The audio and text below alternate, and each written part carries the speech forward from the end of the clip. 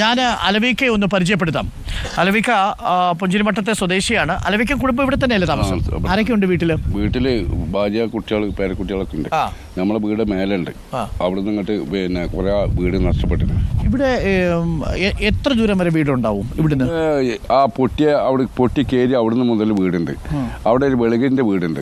അത് കഴിഞ്ഞിട്ട് വീട് ഫുള്ളായിട്ട് പറഞ്ഞുതരാം. ഇതോ വെളുകിന്റെ വീട് കഴിഞ്ഞിട്ട് അത്തനാരിന്റെ വീട്. അവിടെ കോളനി ഉണ്ട്, പണിയന്മാരെ കോളനി. ആ പണിയന്മാരെ കോളനി കഴിഞ്ഞിട്ട് ഒന്ന് പിന്നെ വെളുകിന്റെ വീട്, ഒന്ന് അത്തനാരിന്റെ വീട്, ഒന്ന് പ്രസൂന്റെ വീട്, ഒന്ന് രാധാകൃഷ്ണന്റെ വീട്. അത് കഴിഞ്ഞിട്ട് പിന്നെ പ്രശാന്തിന്റെ വീട് കഴിഞ്ഞിട്ട് മയമൂട്ടി സൂപ്പർവൈസറുടെ വീട്. ഇവരൊക്കെ ഇപ്പോഴും ഉണ്ടോ? അവരൊക്കെ സേഫാണ്.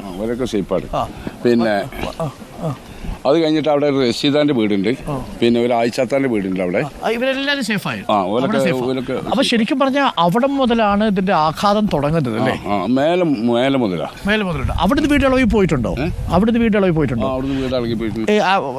അലവിക്ക എപ്പോഴാ ഈ 30-ാം തീയതി രാത്രി നല്ല മഴ കിടന്നുറങ്ങുന്ന സമയം ഇങ്ങനെ ടെൻഷൻ എന്തെങ്കിലും ഉണ്ടായിരുന്നോ? ഇങ്ങനെ ഉറങ്ങുമ്പോഴല്ല, ഇത് പൊട്ടി വരുന്ന ശബ്ദം കേട്ടിട്ട് ഞാൻ ഭാര്യനെയൊക്കെ വിളിച്ച്, അതായത് ഉറക്കത്തിൽ നിന്ന് ഉണരാൻ പറ്റുന്ന വലിയ ശബ്ദമായിരുന്നു. ഭയങ്കര ശബ്ദമായിരുന്നു. ഒരു ശരിക്കും ഒരു ഹെലികോപ്റ്റർ ഇങ്ങനെ താഴ്ന്ന് പറക്കണേ സൗണ്ട്, ബൂന്ന് പറഞ്ഞൊരു ഒച്ചയാണ്.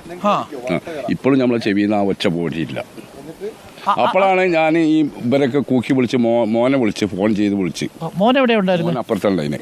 അങ്ങനെ അവര് അതാ ആ ഒരു ബിൽഡിങ് അല്ല, അതിന്റെ മേലെ ഒരു മേൽക്കൂര കാണുന്നേ, ആ മേൽക്കൂര കാണുന്നതിന്റെ അപ്പുറത്ത് നമ്മളെ പെങ്ങളെ വീടുണ്ട്. ആ വീട്ടിൽ കയറി നിന്നു. അപ്പോൾ ഇവരൊക്കെ ഓന് രക്ഷാപ്രവർത്തനം നടത്തുന്ന ആളാണ്. ഓൻ എല്ലാരും കൂക്കി വിളിച്ച് ഇവരൊക്കെ ഈ കൽപ്പൂരക്കാടില്ലേ അതിന്റെ ബൗണ്ടറി അല്ല, പച്ചക്കാടാണ്. ജീവനോട് ഓടുമ്പോ പിന്നെ റോഡ് നോക്കൂലല്ലോ.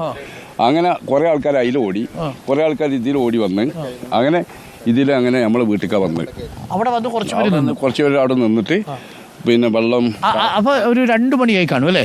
അപ്പൊ ഏകദേശം 2 മണിയായിരിക്കണം. വെറുതെ നാപ്പീനെ അത് പൊട്ടണേ. അത് കഴിഞ്ഞിട്ട് ശബ്ദം കേൾക്കണ പൊട്ട്, അതിന്റെ മുന്നേ വേറെ പൊട്ട് പൊട്ടിക്കണേ. ഇതൊരു വീടിരുന്ന സ്ഥലമാണോ? ഇതെന്താ ഇത്? പിന്നെ അവിടുന്ന് വന്ന മേൽക്കൂരയാണ്. അവിടെ ഒരു വിജയവാലിന്റെ ഇവിടെ ഒന്നും വീടില്ല. ഇത് കുളമായിരുന്നു. കുളം.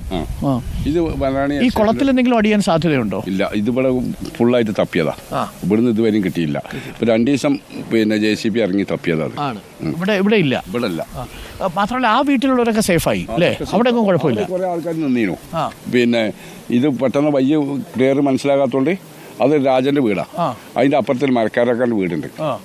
അതിന്റെ അപ്പുറത്ത് രാമൻകുട്ടിന്റെ വീടുണ്ട്. രാമൻകുട്ടിയുടെ വീടിനും പറ്റിയില്ല ഒന്നും. അവിടെയൊക്കെ മുന്നിലൊക്കെ കുറച്ച് പറ്റി. ഇവിടെ ഒരു റോഡ് ഉണ്ടായിരുന്നു അല്ലേ? അല്ല, ഞങ്ങളെ മെയിൻ റോഡ് അത് തന്നെ, പഞ്ചായത്ത് റോഡ് തന്നെയാണ്. അത് പിന്നെ മുണ്ടക്കായി പള്ളീന്റെ അവിടെ നിന്ന് തിരിഞ്ഞിട്ട് ഇങ്ങനെ വനറാണി ഏലമല ആ കുന്നുമൊക്കെ പോണ റോഡാണ്. ബസ് സർവീസ് അവിടെ വരെ ഉള്ളൂ. ബസ് മുണ്ടക്കായി. വണ്ടിയൊക്കെ എല്ലാ വണ്ടിയും വരുന്ന ടൂറിസ്റ്റിന്റെ വണ്ടിയൊക്കെ വരുന്നതാ. ഇവിടെ ഇതേപോലെ തന്നെയായിരുന്നു, ചപ്പാത്ത് പോലെ. ഇവിടെ ഒരു ഓവുചാലായിരുന്നു. ഇവിടെ ഒരു പാലം ഉണ്ടായിരുന്നു, ചെറിയ പാലം. ആ പാലം ഇവിടുന്ന് പോയതാ. ഈ പാലം പോയോ? ഈ വന്നടിച്ച സാധനം ഇവിടെ വരെ വന്നു. അവര് ആ വീട്ടിലൊക്കെ രക്ഷപ്പെട്ടത്. അവര് അവിടെ താമസം ഉണ്ടായിരുന്നു. ആ വീട്ടിൽ നിന്ന് ആളെ രാവിലെ രക്ഷിച്ച്. ഒന്നും പറ്റിയില്ല. അത് ആ വീടിനൊന്നും പറ്റിയില്ല. പക്ഷെ ഈ വീട്ടിലേക്ക് ഇവിടം വരെ വരികയും ഇത് അവിടുന്ന് ഒന്നായിട്ട് അടിച്ചു കയറിയതാ. അവിടുന്ന് ഇങ്ങോട്ട് ഇവിടത്തെ പൊക്കമായിരുന്നു, ഒരു ഇവിടെ ഒരു കുന്നും പ്രദേശം. അപ്പൊ ഇവര് പോകൂലെന്ന് വിചാരിച്ചിരിക്കണേ. അതുകൊണ്ടാണല്ലോ അവരവിടെ നിന്ന്.